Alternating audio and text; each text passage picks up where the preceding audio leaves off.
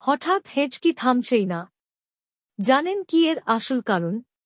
হেঁচকি আসলে ডায়াফ্রামের হঠাৎ সংকোচনের কারণে হয়। দ্রুত খাওয়া, কার্বোনেটেড ড্রিঙ্কস, অতিরিক্ত খাবার বা হঠাৎ ভয় সবই হেঁচকির কারণ হতে পারে।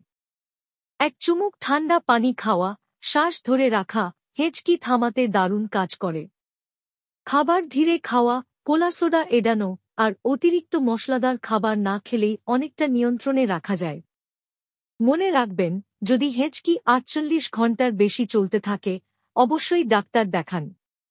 হেঁচকি নিয়ে চিন্তা নয়, এখন জানেন এর সমাধান।